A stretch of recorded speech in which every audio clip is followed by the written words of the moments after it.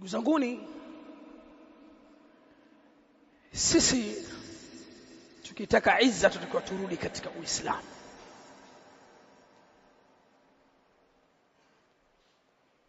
Uislamu ni dini kamili. Inna ad-dina 'inda Allahi al-Islam. ومن يبتغي غير الإسلام دينا فلن يقبل منه وهو في الآخرة من الخاسرين. قل إنني هداني ربي إلى صراط مستقيم دينا قيما ملة إبراهيم. waambie قل waambie محمد waambie watu innani hadani rabbi ila siratin mustaqim, Mola wangu ameniongoza bwana kwenye njia iliyonyooka, siratin mustaqim, ambao sisi tunaomba kila siku ihdina siratal mustaqim. Mola wangu ameniongoza dinan qiyama, dini ya sawa, dini thabiti, dini alqaim bi amri ad-dunya wal akhirah, dini ya sawa kabisa, dini ya uadilifu. Unahitaji kitu kingine ambacho ndio mila ya Ibrahim. Na Ibrahim hakuwa mshiriki.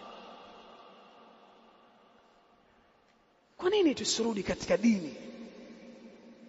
Ukiuza tazama misingi ya dini, ukinunua misingi ya dini, ukivaa misingi ya dini.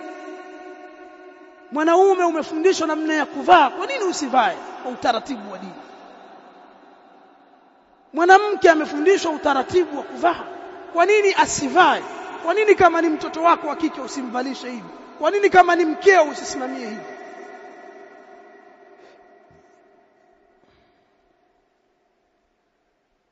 Dini imefundisha kila kitu, ahkam mbalimbali, ahkam za biashara. Ya ayyuhalladhina amanu idha tadayantum bidainin ila ajalin musamma faktubuhu, enyi mlioamini mkifanya biashara za daini, kwa bwana nitakulipa muda ujao au utakuja kuchukua mali yako, hebu andikianeni. Mambo ya maandishi haya mtafuta wana sheria, ni mambo yamefundishwa katika Uislamu. Ukisoma aya ya ad-dain utaona taratibu. In kuntum ala safarin, paka aya upande wa pili, kifunua ule ukurasa pale kwa wale wanaosoma Qur'an upande wa pili. Na ikiwa nyinyi mpo katika safari, wala mtajidu katiban farihanum maqbudah fa in amina ba'dukum ba'dan falyuaddi alladhi tumina amanatahu. Kiwa safarini mkikosa, mmekosa waandishi na nini mashahidi, basi mtu atoe rahani. Ndio mambo ya bond. Unasoma elimu kwenye mambo ya economy, kuna kitu bond, naleta hati, imefundishwa kwenye Qur'an, ili ikitokea hukunilipa nitaichukua haki yangu kupitia hii rahani. Islam yeye mnahitajia nini? Sasa tuna haja pia walimu kuwafundisha watu mahasinu dini. Hii dini hakuna kitu wewe utahitajia katika dunia yako na akhira yako hujafundishwa.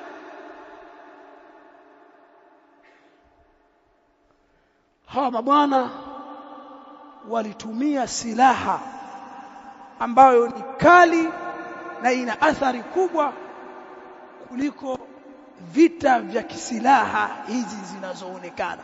Ghazw al-fikr.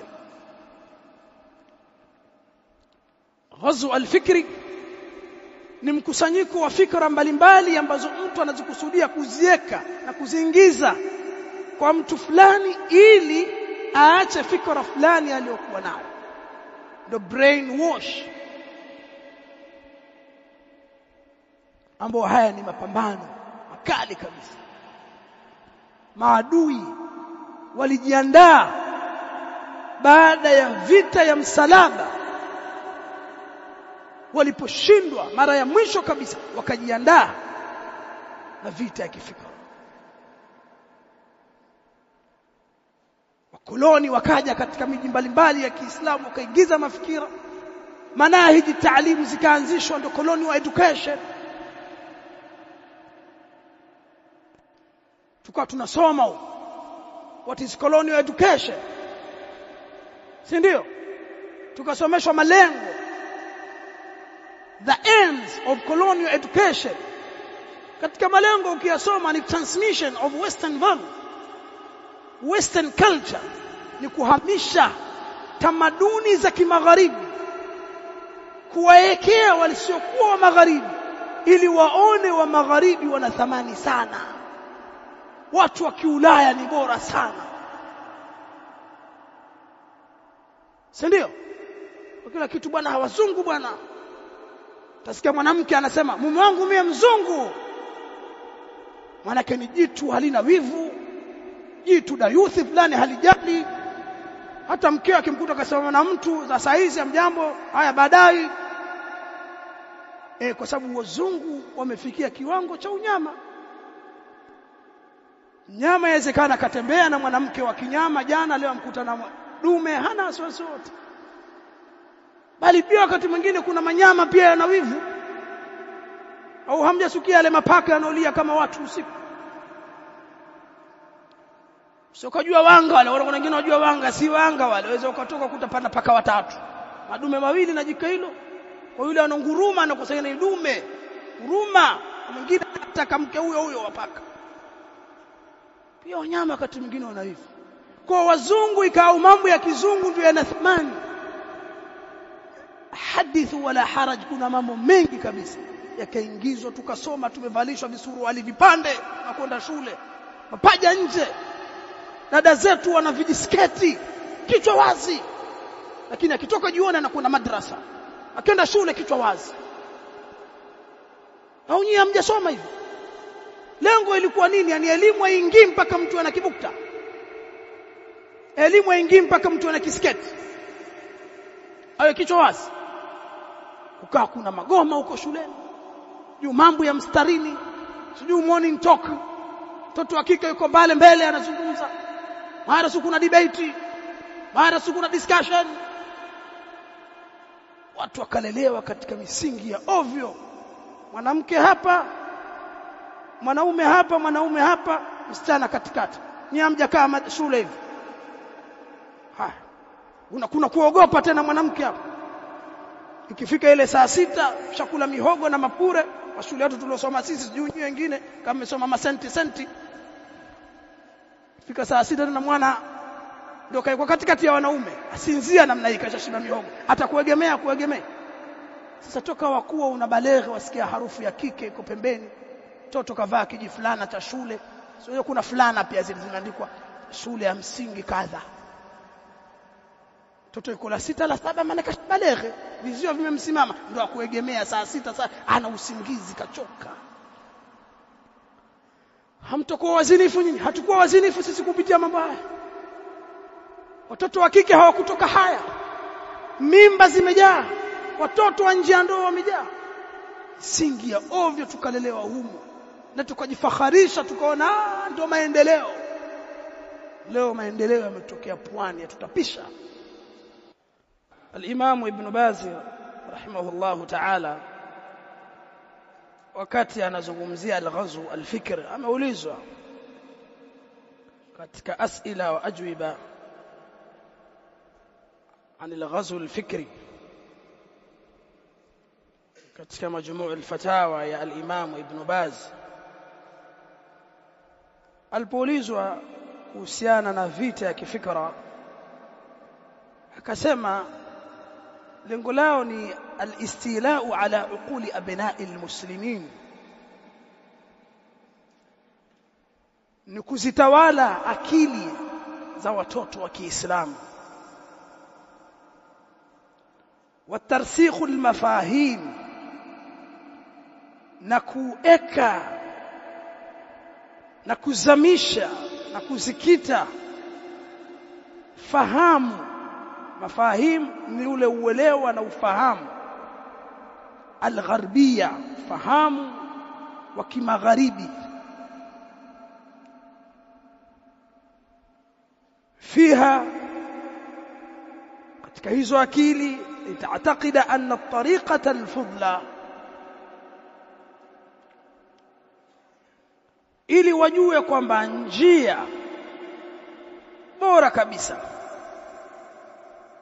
Hiya tariqatu al-gharb, ni njia ya wa magharibi au njia ya kimagharibi fi kulli shay, katika kila kitu, sawaun fima ya'taqiduhu min al-adyan wan-nihal, sawa sawa katika yale mambo wanaoitakidi hao wa magharibi katika dini, au ma yatakallam bihi min al-lughat, au zile lugha wanaozungumza. Lengo lao ni kuzitawala hizi bongo na akili za vijana wa Kiislamu, ili waone kwamba njia na taratibu na mila za wa magharibi bwana ndio bora sana, wenzetu wako mbali sana, zetu wametupita mbali sana. Ima iwe ni katika mambo ya itikadi, yakaingizwa mambo mengi sana huko, ndio maana watu wanajadili mpaka dini. Ukisoma kule A level katika GS unasoma dini, faida za dini na hasara ya dini.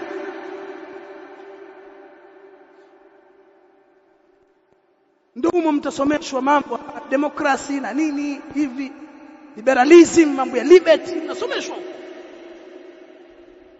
kule. O level mtasoma kwenye civics, elimu ya uraia, mtasomeshwa mambo ya uzalendo, nationalism,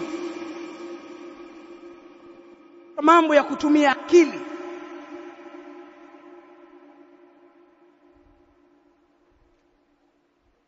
Unasomeshwa kwamba akili ndio chief source of knowledge kwenye falsafa. Ndio maana kuna somo la philosophy. Akili, philosophy ni moja katika mazao kizani ya kukinzana na wale wanaoamini kwamba unaweza kugundua knowledge inaweza kuja kutumia milango mitano ya fahamu, sensory organs. Ndio nini na nini? Ulimi kwa kuonja. Ukionja tunajua hii pilau, bwabwa nazi. Hata kama ni kipofu, lakini umetumia ulimi, kuna knowledge umeipata. Kusikia,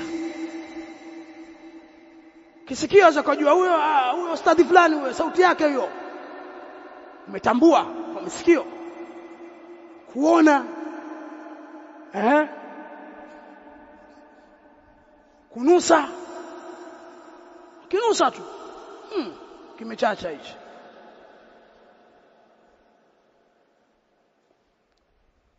Wa mwisho nini? Kugusa. Unaweza kagusa, mtoto agusa tu sangine, huyu baba huyu mama, kipeleka mkono ukija kidevuni. So ni zindavu sunna tu, yani kufuga tu dini, nazo pia kitambulisho hichi. Mtoto ajua huyu baba, kama sisi wengine, huyu baba. Kenda hapa akipeleka kwa mama, akiona hakina hata mama, kwa kugusa. Usiku kuna kiza, kagusa, hajanusa wala hajaona, kiza taa zimezimwa.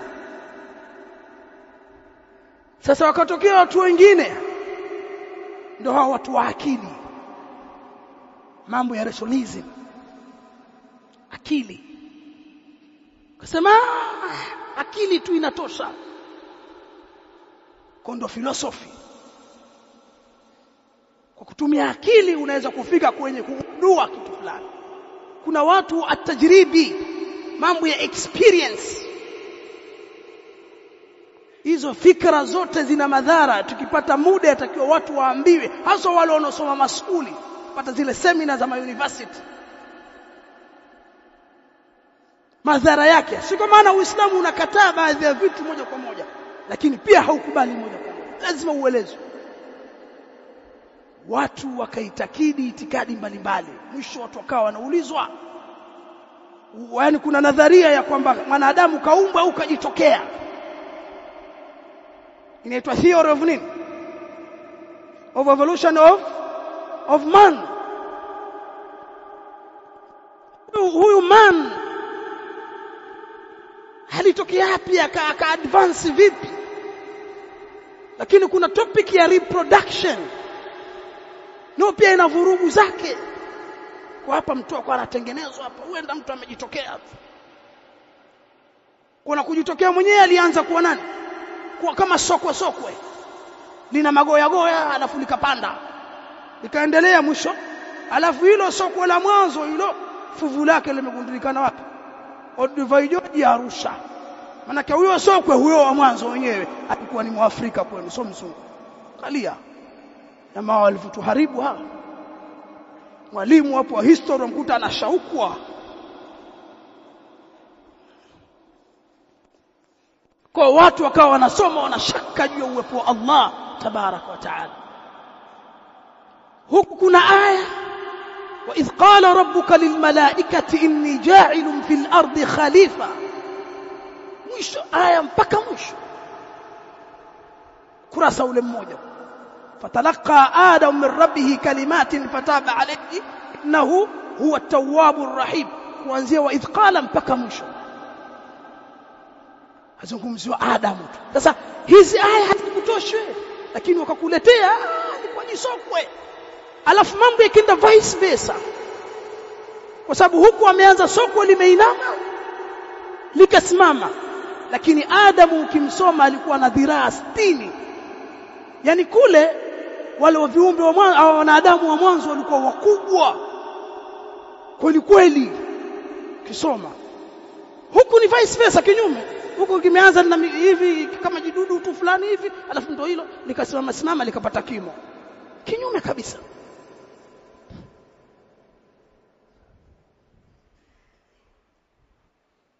Kwa watu wakaitakidi itikadi mbalimbali. Kifano itikadi ya jua kwamba jua halizunguki ni itikadi ya Kiislamu. Ash-shamsu tajri limustaqarrin laha. Lakini kule katika solar system unafundisha kwamba the sun is stationary and other bodies and other bodies revolve around the sun, na bodies nyingine ndio zinazunguka nini. Sasa ukafiri huku mtume anatuambia lile jua, aliwauliza masahaba, mwajua nyie jua lendapi? Hadithi fi sahihain.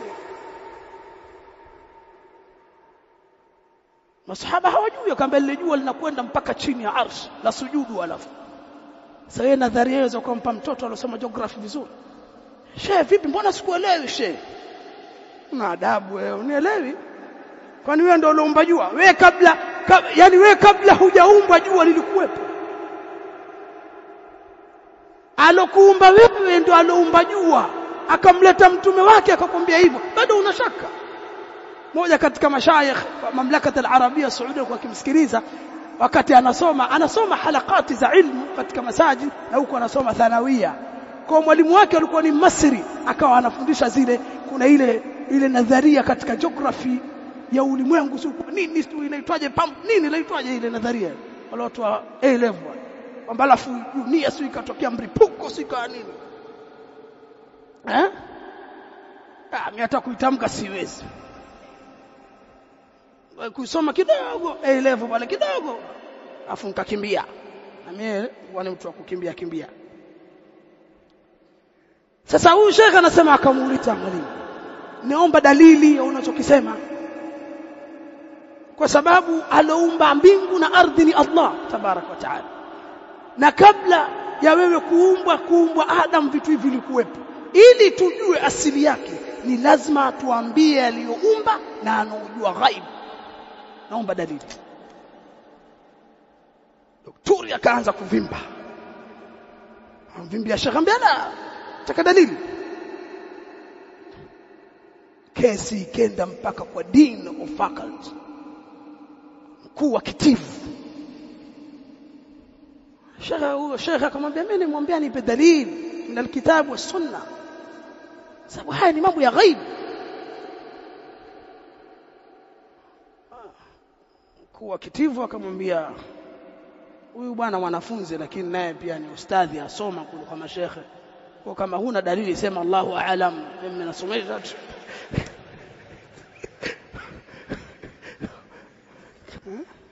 sema Allahu aalam bana. Utayumbishwa na vijana hawa sio vijana wa Kimasri, hawa vijana wa Kisuudi. Kwenda wazee wao wengine mashehe maulama, enda kwenye halakati, lete dalili. Unatuambia x na y, si kuna spams x na y, x na nini, si y inaruka ina y, lete dalili. Wewe yajua hayo manii umeyaumba wewe? Hizo x na y tupe dalili. Kama ikitangulia hii ndio ya mwanamke, ikitangulia hii ya mwanamume, tupe hiyo dalili. Kwa fikra zikao nyingi, lengo ni kuzitawala bongo za Waislamu. Haya mazungumzo yanahitaji muda mrefu sana. Mpaka lugha Sheikh anasema au ma yatakallam bihi min al-lughat, kwa lugha isiyokuwa lugha ya kidini. Sisi Waislamu lugha yetu, lugha mama, achia za ukabila na kadha, ni lugha ya Kiarabu. Kitabu chetu lugha yake ni Kiarabu. Maneno aliyozungumza mtume wetu amezungumza kwa lugha ya Kiarabu, na Allah aliamua hivyo, na Allah afanya atakalo. Akateremsha kwa lugha ya Kiarabu na mtume akawa Mwarabu. Kwa sababu pia ingeteremshwa kwa lugha ya Kizigua, mtume akawa Mzigua, Wasambaa pia ingesema. Ingeteremshwa Kisambaa, wa Bondei nao ingesema. Kwa Allah afanya atakalo, fa'alu lima yurid. Inna Allah yaf'alu ma yurid. So wewe kwa lugha yetu sisi ya kuthamini lugha ya Kiarabu. Hebu tazama hii jamii, lugha inayothaminiwa ni lugha gani? Lakini humu wazee wetu mpaka walikuwa hichi Kiswahili wakiandika Kiarabu. Wazee wetu yote yameuliwa yale. Sio kujua lugha ya Kiarabu tu, mpaka Qur'ani hatujui sasa. Mtoto kazaliwa humu lakini anajua kusoma Qur'an, lakini anajua kusoma Kiingereza. Kisha kitabu cha Kiingereza anaweza, anajua kusoma gazeti vizuri, Qur'ani hawezi. Unajua mimi niliishia juzuni ndio nini? Yaani ukishajua kusoma kuna juzuni tena msafuni, ndio hujui baba. Unajua niliishia pale alamtara na nini? Ndio nini sasa? Basi mpaka lugha au ma yatahalla bihi min al-akhlaq, au tabia wanazojipamba mtu akaona tabia za watu wa magharibi ndio tabia bora kabisa. Wakila na mkono wa kushoto, kila hivi, kitembea, kivaa. Mtu akivaa kanzu na ustaz Maulana, kuna majina kebe Maulana, vipi Maulana? Au kitaka kuyapata nenda katika nchi kama ambazo sisi tuliwahi kufika za Sudani, katika university zile ambazo ndio magharibi umekita. Kisoma kule masoma kulia ya sheria yawezekana kabisa, lakini mlovaa kanzu mko watano ndio mnaitwa Maulana. Maulana vipi Maulana? Watu wakazibeba fikra mbalimbali na tabia mbalimbali, au ma huwa alayhi min aadati wa taraiq. Tazameni leo mfano unaoendelea katika mji wa Morocco. Sasa hivi tunapozungumza, al-Maghribi Morocco inawaka moto. Wanaitwaje Gen Z, Jailuz 2012. Kuwasikiliza vijana wa Kiislamu wa Kimagharibi ambao yawezekana wote ni Waislamu, kama wapo wachache wako barabarani, wake kwa waume, mtoto wa Kiislamu wa Kiarabu wameachia manywele. Hii ndo Maghrib. Hii ndo Magharibi iliyotajwa katika tarehe na historia mbalimbali, ndio hii ya leo. Wamefikaje hawa? Utashangaa. Yani waweza ukasema hapa Tanzania pana athari kuliko huko Magharibi, namna walivyojaa mtaani, manywele wameachia, mtoto wa kike wa kiume, ikhtilat, huduma sio za afya, sio vitu gani watakaofanyiwe. Maandamano yamehamasishwa na nini? Kupitia TikTok na mitandao. Masheikh washatoa rasail mbalimbali, mtaiunguza, mtaiangamiza Magharibi kwa mikono yenu kwa sababu ya chokochoko za maadui. Kwa watu wanaona mudhaharati, maandamano ndio njia ya kuweza kupata haki kutoka kwa watawala. Nani amekufundisha? Uislamu hauja kufundisha wewe namna ya kuishi na watawala. Sasa haya yatakuwa wazungumzo Waislamu wajue. Haya mnaoyaona bwana mtume aliyazungumza, watakuja watawala. Tazama bwana mtume anasema qulubu shayatin fi juthmani al-ins.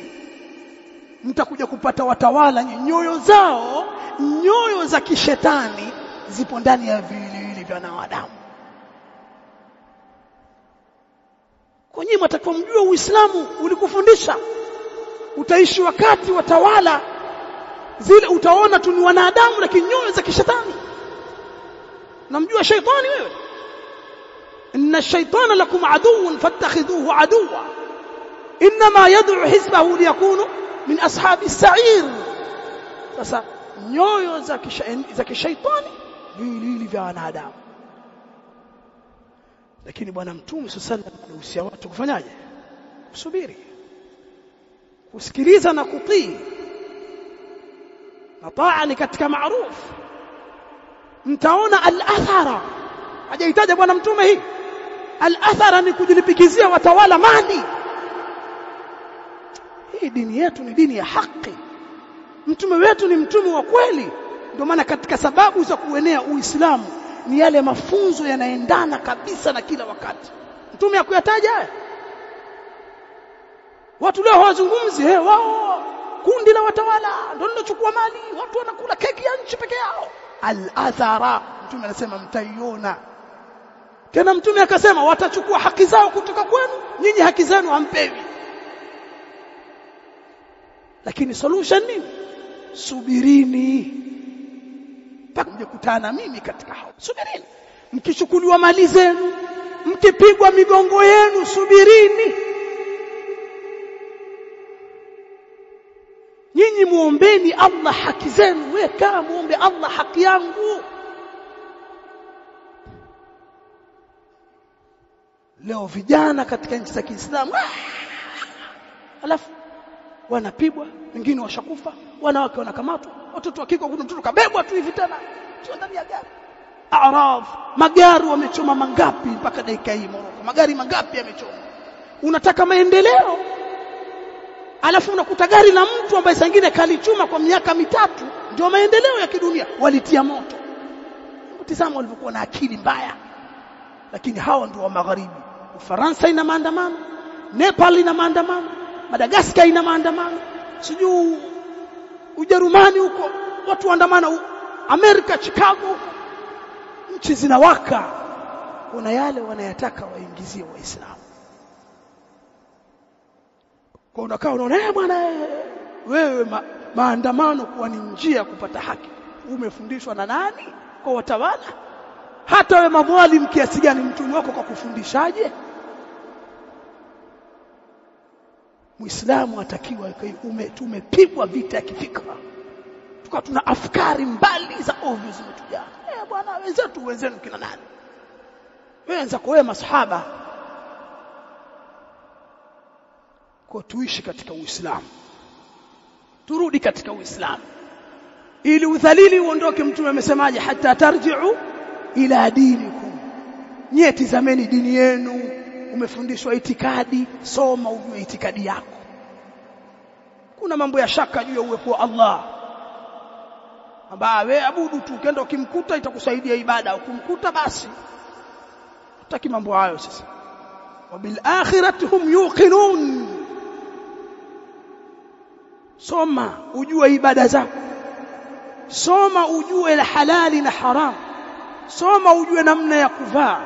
Soma ujue namna ya kuamiliana na majirani zako, kuamiliana na watawala. Soma ujue biashara hii ya halali, hii haifai, hii sawa au si sawa. Hapa ngoja niulize waliosoma, ili uweze kufuata dini yako, izza yako na heshima yako na mafanikio yako binafsi ni kushikamana na dini. Baraka na khairi ya maisha yako ipo katika dini. Walau anna ahlal qura amanu wattaqu lafatahna alayhim barakatin minas samai wal ard walakin kadhabu faakhadhnahum bima kanu yaksibun. Wanasema watu wa miji wangeliamini na kumcha Allah hawa tungewafungulia baraka ya mbinguni na ardhini, lakini watu wamekadhibisha, kwa tunawaadhibu kwa yale walioyachuma.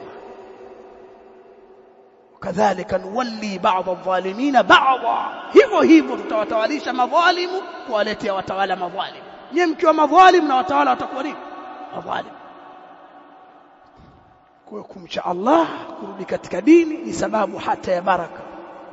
Baraka yote imeondoka, watu wamekuwa wachafu, liwat, vijana fashion ni kulewa, na atakayeelewa akizidiwa akianguka pana kikundi kazi yake kufanya liwat. Tena anapigiana simu, gari imeanguka. Usicheke. Haya mambo tuyaona kwenye miji yetu ya Kiislamu. Vijana wameharibikiwa, wanavuta suma skanka, kuna kitu kinaitwa skanka sasa hivi. So bangi inaitwa skanka. Kwa kama vichaa. Adui wameleta vitu na mapusha ni ndugu zetu wanauza tu maunga na makala. Hali mbaya sana. Hatuwezi kuwa na baraka, hatuwezi kuwa na izza. Tunatakiwa tuirudishe jamii katika dini kwa kufanya da'wa, kufanya taalimu, kusimamia elimu, watoto tuwasomeshe da'wa. Tufanye na sisi tuvamie wasaili al-i'lam hizi ambazo zimevamiwa na maadui. Vijana wa studio msichoke, wao kieneza afkar batila, sisi tunaweza Uislamu na mazuri yake. Hali ni ngumu, kazi ni nzito, lakini tupambane. Insha Allah Taala naona niishi hapa, saa 2:30 tosha. Japo sijaona hata mtu mmoja unifanyia hivi, si haba. Au kwa sababu nilitisha mwanzo. Ndeka mkwara kidogo. Huyo alikuwa anasema mambo ya qaza. Tumeyataja kunyoa viduku. Haramu. Kunyoa baadhi ya nywele ukanyingine ukaziacha. Mtume sallallahu alimwambia mtu zote au zote. Punguza tu size moja. Mchicha, kuna unga, kuna za kitana, za brush au si. Mwambie tu nyoe brush basi. Yaani ni huku hivi, huku umepata wapi? Acha ujinga. Unaona wewe ndio umependeza, acha ujinga. Au mwingine ndevu kaziachia nikapiga Hebu tazama hiyo umetoa wapi? Yaani umepigwa vita mpaka kwenye ndevu. Alafu umepigika. Mwingine kavaa suruali alafu imechanwa hapa kwenye magoti. Na suruali mpya akili imechachanwa. Alafu nakuja nataka ile. Alafu baba mwingine pia atoa amnulia mtoto. La ilaha illallah. Swali nadhani ilikuwa ni hili moja. Tuliambiana maswali watu waandike, itakuwa hakuna maswali. Insha Allah, Allah akituafikisha tena tukipata muda mwingine, japo Sheikh hapa Liasa kama vile alikuwa ananichombeza, lakini sina time. Yaani sina muda mwingine kwa sababu tumekuja pia kwa majukumu. Kwanza tukija Dar es Salaam sisi, hii Dar es Salaam yenu tukija, tutaja kwa mambo. Tualetwa kwa mambo. Mji hatuwezi. Loishi huku ndo anauweza, sisi ambao wengine sisi hatuwezi. Kwa tukija tuna mambo. Shanaelewa? Kwa hiyo watakaumalize urudi. Turudi vijijini kwa tulikozoea huko. Mwenyewe ndio hospitali kwa mguu, nenda lipa bili ya maji kwa mguu, nenda pale kwa mguu. Dakika 2 uenda zako kwenye hutuba, hapa ukichelewa shakira watu. Hatuwezi mji. Kwa tukipata muda mwingine tukija kama hivi tutatumia fursa. Sawa sawa. Sawa wazee. Kwa hiyo hakuna swali. Basi tuweke hapa, tumuombe Allah tabarak wa taala tuwafikishe kuyafanyia kazi tuliyosikia. Tuwafikisha sisi tulozungumza tuyafanyie kazi na ninyi mwafanyie kazi. Tumezungumza jumla. Tukipata muda tutazungumza hizo wasaili, njia zake zinazotumika ziko nyingi, na mapambano dhidi ya hizi njia tukiwa tubainishie watu. Lakini kama sikuambia jambo la television kwamba ni jambo la hatari nitakuwa kama nimefanya khiana. Hizi fikra zote ukitoa njia za taalimu au mabwana wameziingiza majumbani kupitia television. Kwa tuna vitoto vi magharibi vingi nyumbani kwa sababu ya nini? Television. Tamthilia yote imejaa dhamira gani? Michezo yote imejaa dhamira gani? Sasa pia tuliwahi kuzungumza mambo haya TV au sio? Mpaka leo hakuna mtu alotujibu sasa. Tunataka mtu atueleze faida za television mpaka wewe ukawaekea watoto wako na ukalipia kingamuzi, faida yake nini? Toka ulipoiweka watoto wako umewajenga kitu gani? Kwenye dunia na akhera. Mtuletee siku. Ukiwa tayari mimi nakupa muda, nakupa mwezi mzima kama upo mtu labda una akili sana au huyu bwana huyu utakuwa ni mtu yani ajui ulimwengu unavyokwenda. Wewe si waujua, simama au ni tafuta namba yangu bwana, mimi naona hizi faida hizi. Alafu sisi tukupe hasara hizi, alafu wewe unaonaje? Mmenielewa au hamjanielewa? Kuna wengine ngumu kumeza lakini ndio dawa. Jana nasema ngumu meza. Sasa hizi hapo wewe watoto wako washaza. Sasa hizo kwenye tamthilia ya Kituruki. Mapenzi, watu kwenda uchi, mabusu mbele za watoto, huyu kamkumbatia, watoto waona hivyo. Watoto wanakuwa wazinifu hivyo, hawana haya, watu wanaona hivyo.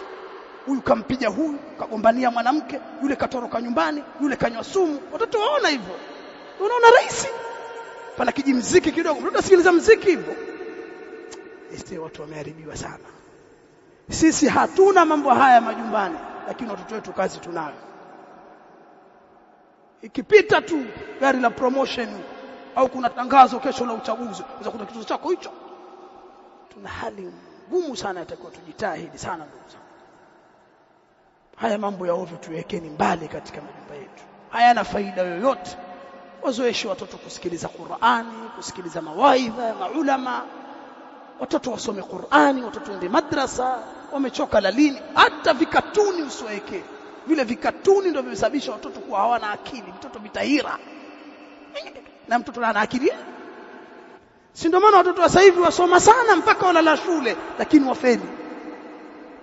Mwisho hakuna kufeli, wenda tu, au sio? Yaani mpaka serikali haja na mpango hakuna kufeli. Watoto washakuwa mazuzu. Sisi hatukukulia hivyo. Hatuna tuition na tuna chochote na tumefaulu.